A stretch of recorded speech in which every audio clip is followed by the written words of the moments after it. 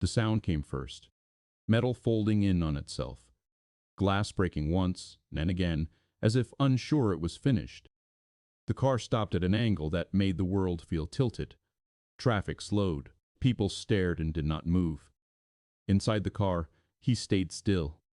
His hands were locked around the steering wheel, though the engine was already dead. Blood ran from his forehead, thin and quiet. He did not wipe it away. Across from him, in the other car, she was slumped forward. The woman everyone knew. The one whose name filled buildings and contracts and headlines. The CEO who decided futures with a nod. Her eyes were open, but unfocused. He opened his door. It creaked, then gave way. He stepped onto the road and walked toward her car, ignoring the shouting behind him. When he leaned close, his voice was barely there. He said her name like it still mattered. He asked her not to leave, because losing her now would change everything, and he was no longer sure which of them deserved to survive it. If this story holds you, consider staying with it. Some moments only reveal themselves if you don't rush away. The road was not built for stillness. Even after the cars stopped, even after people stepped out and stood with their hands on their heads, the road kept humming beneath everything. Tires rolled past in the far lane. An engine somewhere refused to turn off. Wind pushed scraps of paper along the shoulder. He stayed where he was for a few seconds longer than made sense. His seatbelt cut into his chest. The steering wheel was crooked, pressed slightly upward, as if it had tried to leave him and failed. When he loosened his grip, his fingers shook, then steadied. He noticed this and did not like it. Someone was shouting. Not at him, not exactly. Just noise thrown in his direction. He could not make out the words. He turned his head and the world shifted, then corrected itself. Blood slid down from his hairline and reached his eyebrow. It felt warm. He let it go. The other car sat half a lane over, angled wrong. The front end was crushed inward, neat in a way that suggested finality. Smoke drifted up, thin and gray. He recognized the shape before he recognized anything else. The color, the clean lines. He had seen it pull away from curbs and hotel entrances, always without urgency. He pushed his door open. It resisted once, then gave in with a dull sound. When he stood, his knees complained but held. The road felt uneven under his shoes, though he knew it wasn't. He took one step, then another. A woman stood near the median, her phone raised. A man in a delivery jacket waved an arm, trying to slow traffic that was already slowing itself. No one touched the second car. No one seemed willing to be the first.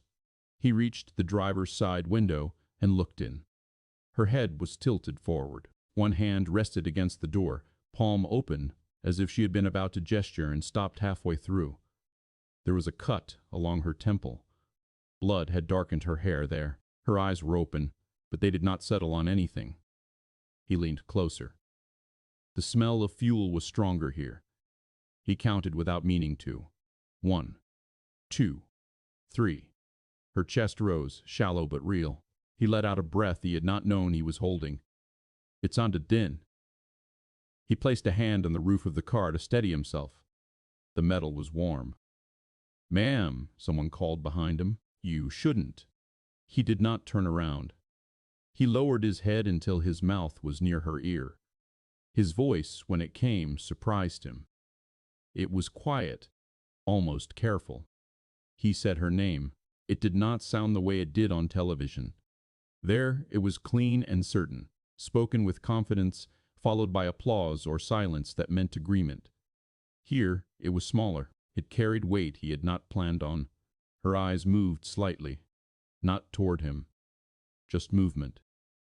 He told her help was coming. He said it the way he said things to his daughter when she woke from a bad dream.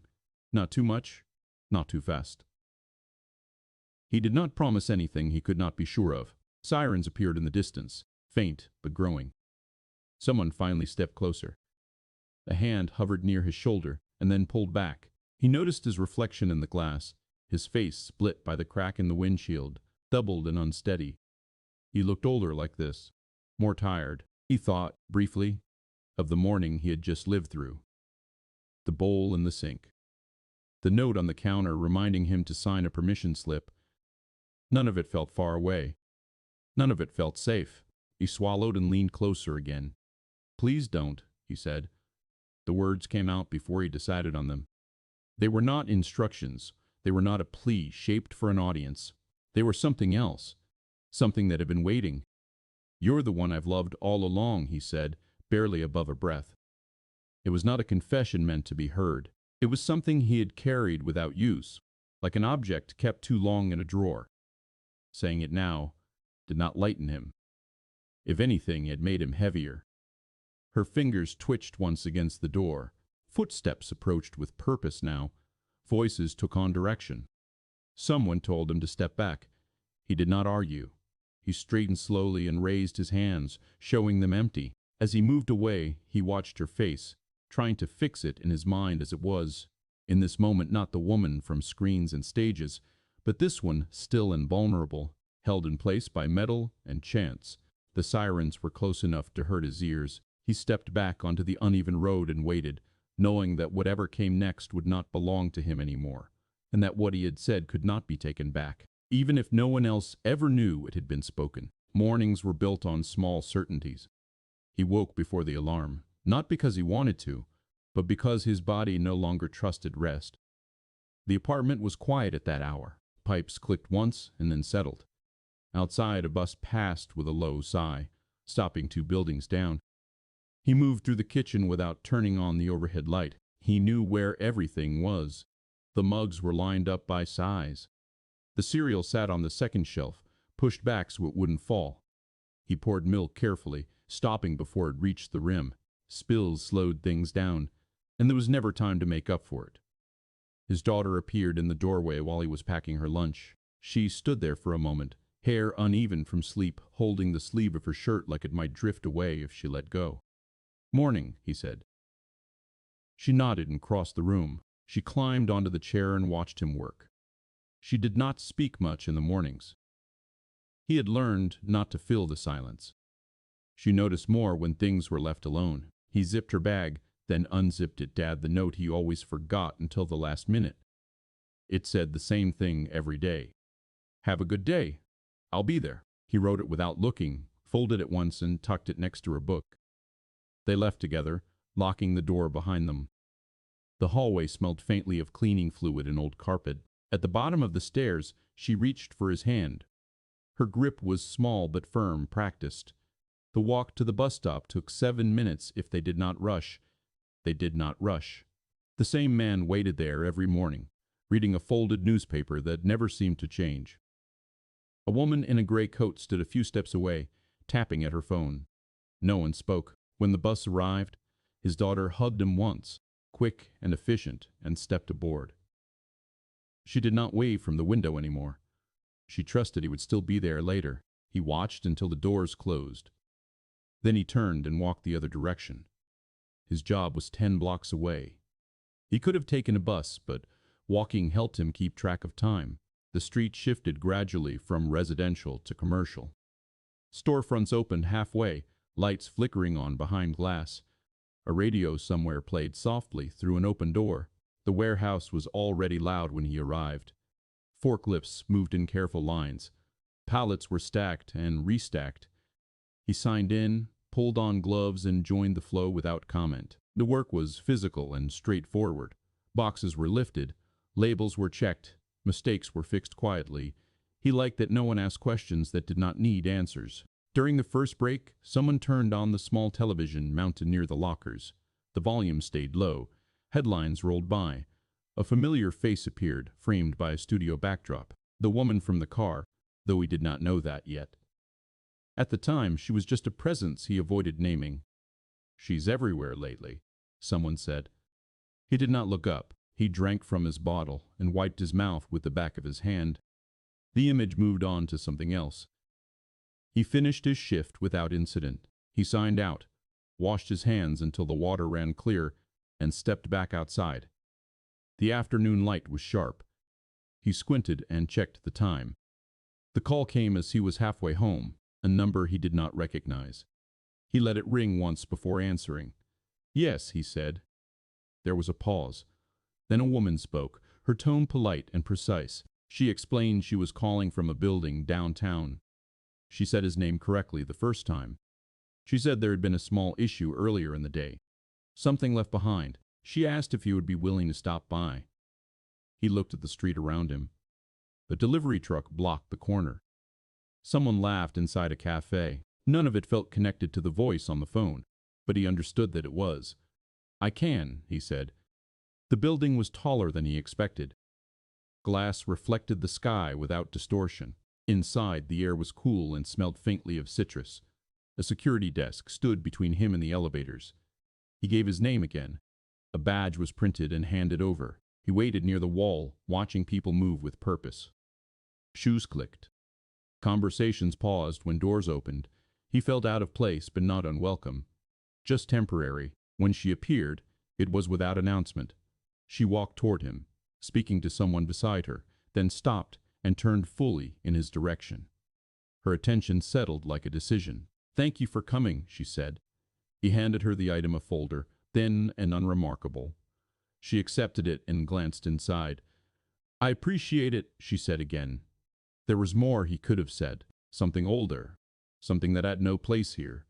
He felt it rise and then recede. "You're welcome," he said. She nodded and turned away. The people around her moved with her. He returned his badge and stepped back outside. The sky had shifted while he was inside. Clouds gathered without urgency. At the intersection, he hesitated. The longer route home would take him past the school early, where he could wait. The shorter one led straight through traffic. He checked the time again and chose the shorter way, thinking only of efficiency, not knowing he was placing himself on a path that would not bend for him once he entered it. He stepped off the curve as the light changed. He did not think about her that night, at least not directly. He cooked dinner, something simple, and listened as his daughter talked about a worksheet she did not like. He nodded at the right moments. He washed the dishes while she did her homework at the table, her pencil tapping softly when she paused to think. Later, after she was asleep, he sat on the edge of the couch and went through the mail. Bills. A notice from the school. A flyer he threw away without opening. He folded the rest and set it aside. The television stayed off. When he lay down, he faced the wall. Sleep came in pieces. He woke once to the sound of a car passing too fast outside and did not fall back right away. The next morning followed the same pattern. The same bowl. The same bus stop. The same quiet. He thought of the folder only once when he reached for his keys and felt the empty space where it had been. The thought passed. By the time he arrived at work, it had already passed again. The building downtown did not leave him, though. It stayed with him in small ways. The weight of the air inside it. The way conversations curved around certain people. The way no one raised their voice even when they disagreed. Authority did not announce itself there. It moved quietly and expected to be obeyed. He had seen power before, but always from a distance. On screens. In newspapers folded on the bus. It had never been something he moved through. During lunch, one of the men he worked with mentioned a contract that had fallen through for his brother-in-law's company. A single decision made somewhere else had closed the door without explanation. "They didn't even call him back," the man said, shaking his head. No one responded. The break ended. Work resumed. That afternoon, his supervisor asked him to stay late. A shipment had arrived early. He agreed without comment. The hours stretched. His shoulders ached. He thought about his daughter waiting with the neighbor, about the promise written on the note that morning. He finished as quickly as he could without cutting corners. When he left, the sky had dimmed. Traffic was heavier than usual. He started his car and sat for a moment before pulling out, letting the engine settle. As he drove, a news segment played on the radio. A voice discussed market changes. A name followed. Her name.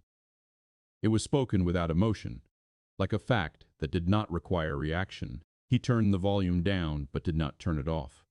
The road narrowed ahead. Construction cones forced cars into fewer lanes. Brake lights flared and faded. He adjusted his speed and checked the mirrors, alert but calm. A black sedan merged ahead of him.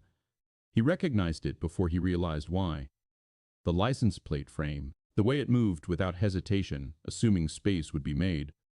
For a moment, he considered changing lanes. letting it pass completely. There was room. The light ahead was green, but had been green for a while. He stayed where he was. At the intersection, the signal shifted. Yellow. He judged the distance, the speed. He could make it through, so could the car beside him. Decisions stacked without words. The sedan accelerated. He did too. Just enough to clear the line. The sound came without warning. Metal met metal. Force collapsed distance. The steering wheel jerked in his hands. The world narrowed to noise and pressure, and then stopped. When it did, the radio was still on, the voice continuing as if nothing had happened. He reached out and turned it off. Silence followed, broken only by the ticking of the engine. He sat there, hands still on the wheel, and understood, with a clarity that surprised him, that power did not prevent consequence. It only delayed the moment when it arrived. He unfastened his seatbelt and opened the door. The air outside felt sharper than it should have. He stepped down onto the road and had to adjust his footing, not because the ground was uneven, but because his sense of balance lagged behind his movement. He closed the car door carefully, as if the way it sounded might matter. The sedan sat ahead of him, angled toward the center of the intersection. Its front end was folded inward. The hood buckled like it had been pressed by a heavy hand. Smoke drifted up in a thin line and then broke apart in the breeze. Cars slowed and stopped around them. Someone leaned on a horn, longer than necessary. Another driver rolled down a window and shouted something that did not land anywhere. He walked toward the sedan without thinking about it. His body made the choice before his mind caught up. With each step, details sharpened. The broken headlight, the spiderweb of cracks across the windshield, the dark mark along the side where paint had transferred. He reached the driver's side and looked in. She was slumped forward, her head tilted toward the wheel. One hand rested against the door, fingers curled slightly inward. The other was not visible. A cut along her temple bled slowly, the blood catching in her hair before slipping down toward her ear. He watched her chest. It did not move at first. He counted without realizing he was doing it. 1, 2. Then it rose, shallow and uneven. He exhaled and placed a hand on the roof of the car to steady himself. The metal was warm, vibrating faintly. He leaned closer, close enough to hear her breathing when it came again. "Hey," he said softly. Her eyes were open, but they did not focus. They shifted slightly, drifting past him rather than toward him. He did not touch her. He remembered enough to know that moving her could make things worse. Behind him, footsteps approached and then stopped. A voice said something about calling for help, as if help had not already been summoned. Another voice said the word ambulance with relief. He stayed where he was. He said her name, quieter this time. It felt strange to say it without distance, without a screen or microphone between them. It belonged to the moment in a way it never had before. Her fingers twitched once against the door. He leaned closer, lowering his head until his mouth was near her ear. The smell of fuel was stronger here, mixed with something metallic. He spoke slowly, choosing words that did not ask too much. "Help is coming," he said. He did not say you'll be fine. He had learned not to say things he could not guarantee. Sirens sounded in the distance, faint but growing. Someone placed a hand near his shoulder and then hesitated, unsure whether to interrupt. He did not look back. His reflection caught in the cracked glass. His face was split and doubled, one side blurred. He looked older like that, more worn. He noticed the blood on his forehead only then, felt it cool against his skin. Images moved through him without order. His daughter at the bus stop that morning. The note folded into her bag. The way she trusted him to return. The folder in his hand earlier that day, thin and ordinary, passed back without comment. He realized, suddenly, that this moment would not stay contained. It would move outward, touching things he had not agreed to risk. He swallowed and spoke again, the words coming before he weighed them. "Please don't," he said. They were not instructions. They were not meant for anyone listening. They were the kind of words said when there was nothing else to offer. He hesitated, then added what had been waiting longer than he liked to admit. "You're the one I've loved all along." The sentence landed heavily. It did not feel like release. It felt like a door closing behind him. Her breathing changed. just slightly. Her fingers moved again, more clearly this time, brushing the inside of the door. He did not know if it meant anything. He did not need it to. The sirens were close now, loud enough to cut through everything else. People moved with purpose. Someone told him to step back, this time with authority. He straightened slowly and raised his hands, palms open. He took a step away from the car, then another, watching her face as he did. He wanted to fix it in his mind as it was now, stripped of context and control. Uniforms filled the space between them. Doors were opened. Voices overlapped. He answered questions automatically. His name, whether he was hurt, if he had been drinking. He shook his head and said no. He pointed to the cut on his forehead only when someone insisted. As they guided him away, he looked once more toward the sedan. She was already being surrounded by equipment and hands. He was no longer needed there. He stood on the shoulder of the road and waited. The road hummed beneath it all, unchanged. Traffic inched forward, drivers craning their necks to see what had happened before moving on. He understood then that whatever followed would not belong to him. The words he had spoken could not be taken back. Even if no one else had heard them, they had entered the world and the world would adjust around them. A paramedic pressed gauze to his forehead and asked him to hold it there. He did. He stayed still and waited for what came next, knowing that the moment he had just lived would not end when the sirens faded. The hospital smelled like disinfectant and old coffee. He noticed it as soon as the door slid open, sharp and familiar in a way that made his stomach tighten. He gave his name at the desk. A nurse pointed him toward a row of chairs and told him someone would be with him shortly. He sat down and pressed the gauze more firmly to his forehead. It was already damp. He did not look at it when he pulled it away to check. He folded it carefully and held it in his hands instead. Across the room, a television played with the sound off. A news anchor's mouth moved in practiced shapes. A banner scrolled along the bottom of the screen. He recognized her name there before he saw her face. It was framed by words like incident and developing. He looked away. A police officer approached him with a clipboard. The questions came one at a time. His speed. The light. Whether he had been distracted. He answered plainly. He did not offer more than was asked. When the officer paused, pen hovering, he waited. "Did you know the other driver?" the officer asked. He thought of the folder, the lobby, the way her attention had settled on him and then moved on. "Yes," he said. The officer nodded and wrote something down. Nothing in the officer's expression changed. Hours passed without shape. A doctor came and cleaned the cut on his head. Stitches were not necessary. He was told he was lucky. He nodded, though the word felt misplaced. He called the neighbor and asked her to keep his daughter overnight. He said there had been an accident. He did not say more. The neighbor agreed without questions. He thanked her and hung up. When they told him she was still unconscious, the words landed without sound. He accepted them and sat back down. He did not ask how long. He did not ask what it meant. By morning, the waiting room was fuller. 2 men in dark suits arrived and spoke quietly to a hospital administrator. A woman with a tablet paced near the wall, typing rapidly and stopping every few steps to check her phone. No one spoke to him directly. Another officer returned and asked him to repeat his statement. He did, matching his earlier answers as closely as he could. The officer thanked him and left. He went home in a borrowed car. The streets looked the same as they always did. Shops opened. People crossed intersections without hurry. It felt wrong that the world had not marked the moment in any visible way.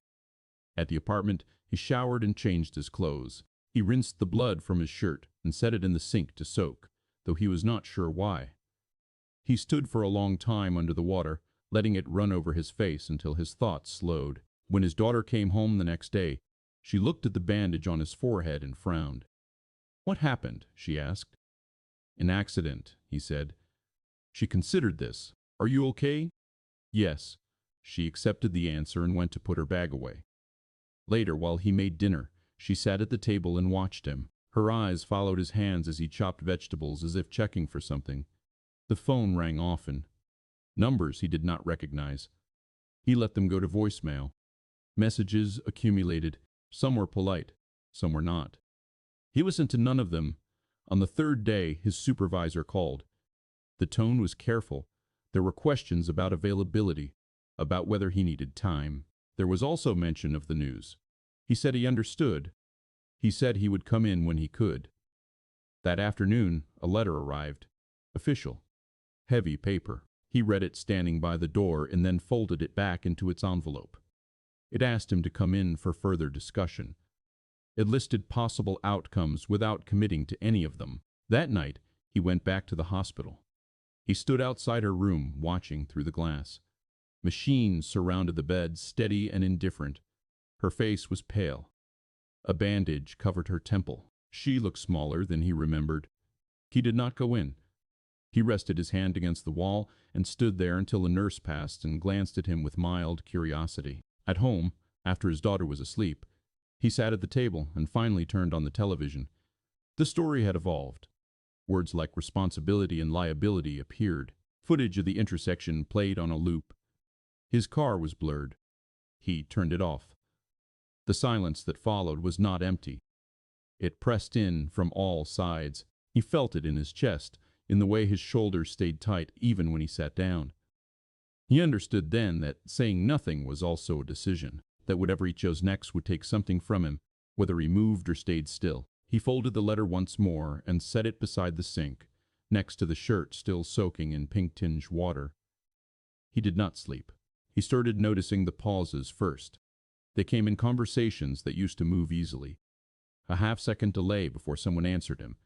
The careful choice of words where none had been needed before. Even the neighbor, kind as she was, spoke a little more slowly now, as if volume and speed might change what had already happened.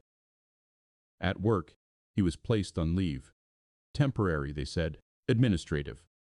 His supervisor avoided his eyes when explaining it, looking instead at the edge of the desk, at the clock on the wall. There was paperwork. There were signatures. Nothing about it felt personal, which made it harder to argue against. He walked home instead of taking the bus. The extra time helped him think, though he did not know what he was trying to reach. The city moved around him without effort. A man watered plants outside a shop. Someone argued quietly on a phone. Life continued with a steadiness that made his own stillness feel exposed. At night, he began visiting the hospital later, after his daughter was asleep. He parked farther away than necessary and took the long corridor to her floor. He did not announce himself. He stood outside her room and watched. She was awake once. Her eyes were open, focused this time, fixed on the ceiling. A nurse adjusted something near the bed and spoke to her in a low voice. She nodded slightly. When the nurse left, the room went still again. He stayed where he was. He did not knock. He did not step inside. He was not sure what right he had to cross that threshold now. The words he had spoken on the road stayed with him, heavy and unresolved. They had not been meant to survive the moment, but they had. At home, his daughter grew quieter, not withdrawn, just attentive in a way that felt deliberate. She watched him as he moved through the apartment, noting where he hesitated, where he paused longer than usual. One evening, as he sat at the table sorting through documents he barely understood, she climbed into the chair across from him and rested her chin in her hands. "Are you going to stop being here?" she asked. The question was simple. The way she said it made it worse. "No," he said quickly. She held his gaze for a moment, searching his face, the way she had learned to do when she was very young. Then she nodded. "Okay," she said. She slid off the chair and went to her room. He stayed where he was, the papers forgotten.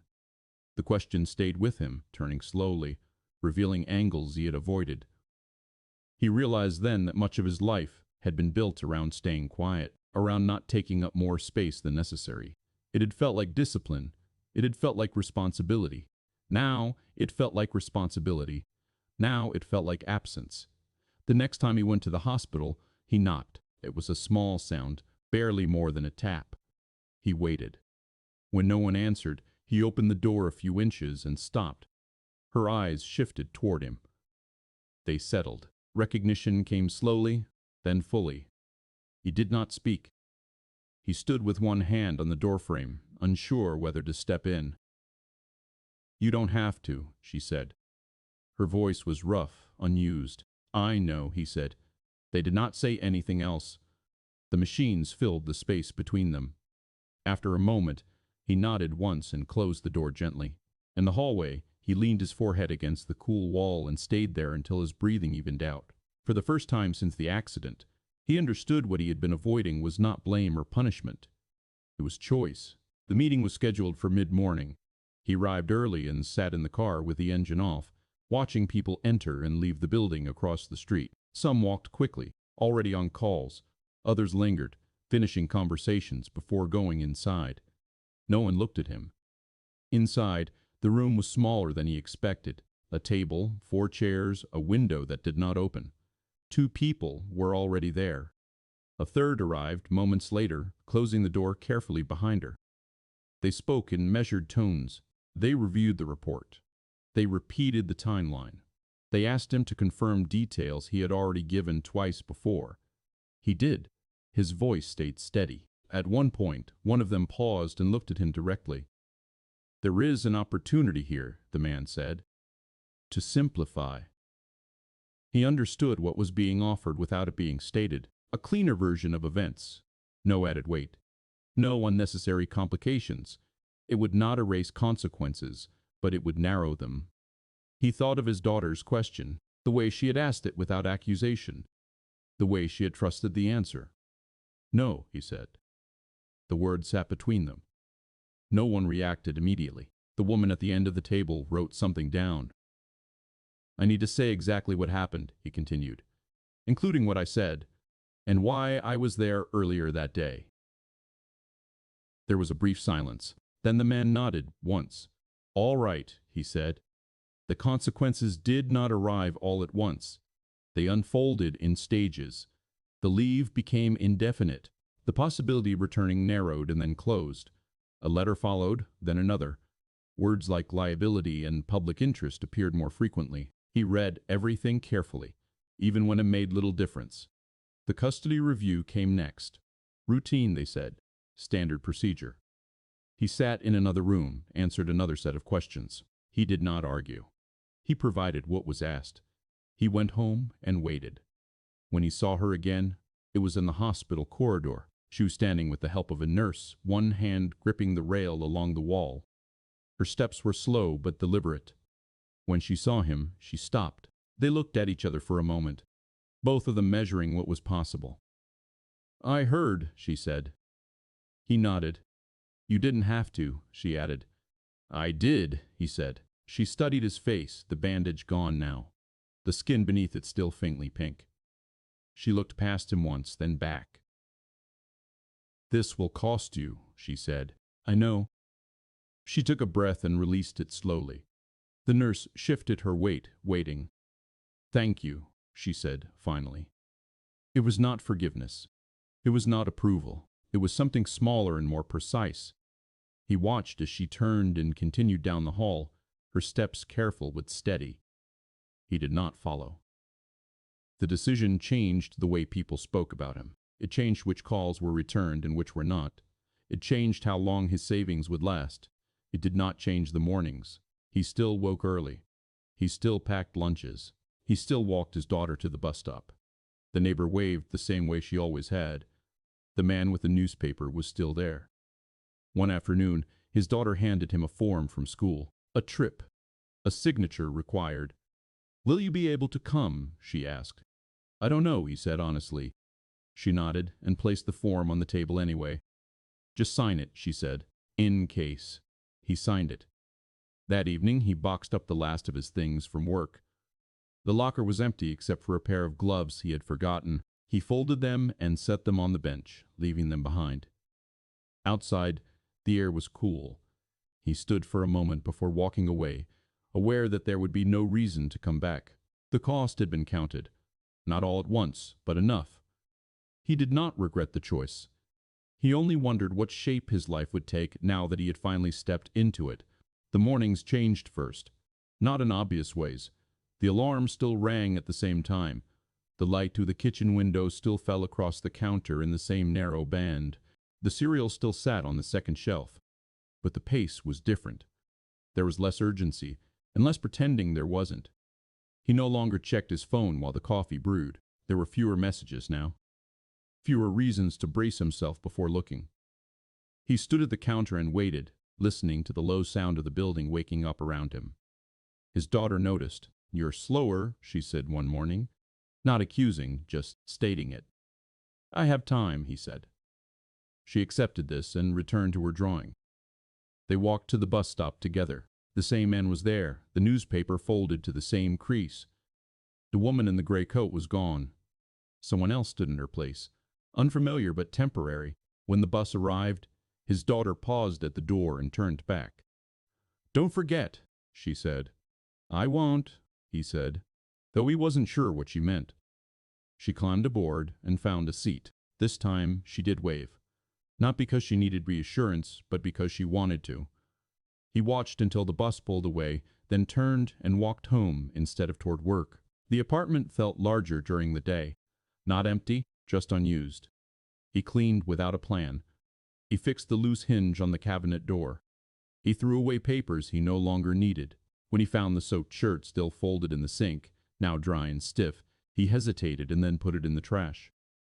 He heard about her occasionally, not through the news, which had moved on, but through fragments. A delayed return, a role adjusted, responsibilities redistributed. Her name appeared less often, and when it did, it carried less certainty than before. Once, he saw her car parked outside a medical building as he passed on foot. It was repaired, but not perfectly. A slight difference in the paint near the front panel caught the light at the wrong angle. He kept walking. The custody review concluded without ceremony. A letter arrived and was opened, read, and set aside. Nothing had been taken from him there. He exhaled and did not realize he had been holding his breath. On the day of the school trip, he stood with the other parents near the buses. He did not recognize most of them. They did not recognize him. His daughter stood apart, her backpack zipped and ready. "You came," she said. "I said I would," he replied. She smiled and boarded the bus. He stayed until it pulled away, then turned back toward the street. That evening, the apartment was quiet. He cooked dinner for one and ate it standing up. The table felt unnecessary. He washed the plate and set it to dry. Later, he sat on the couch with the lights off. Outside, traffic moved steadily. Somewhere down the block, someone laughed. Life continued without asking for permission. He thought of the words he had spoken on the road, how they had changed nothing immediately and everything eventually. How they had not saved her, or ruined her, or redeemed him.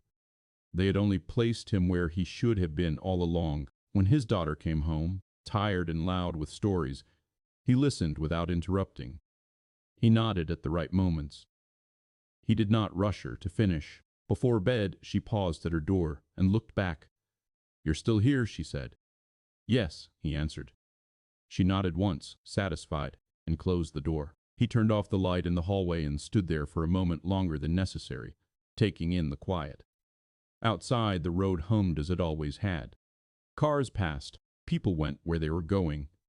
But something had shifted, not dramatically, not enough for anyone else to name it, just enough that when he moved through the world now, he did so without looking for the edges. And that was change enough.